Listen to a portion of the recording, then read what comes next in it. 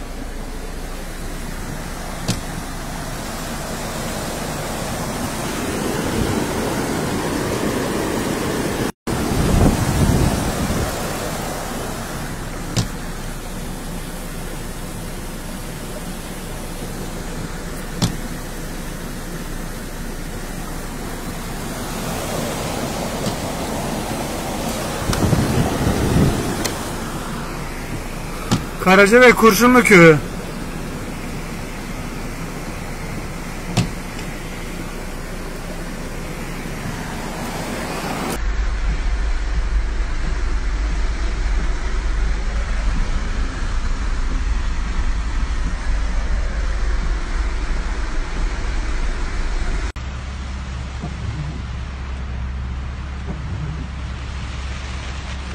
Arkadaşlar Adirmen'in yanısı Topser arazisi, Dağkada arazisi.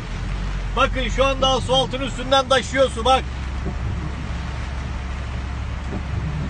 Felç olmuş buraları, felç. Allah Allah, Allah Allah.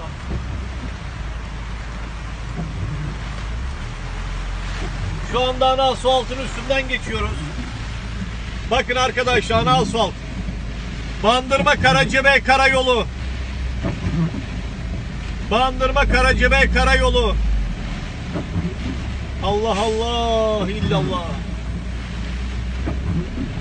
Karacabey Bandırma Karayolu arkadaşlar.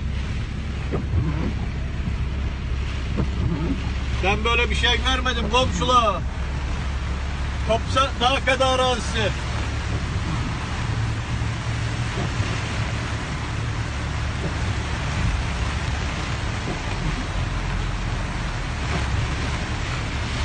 Bandırma Karacabey Karayolu.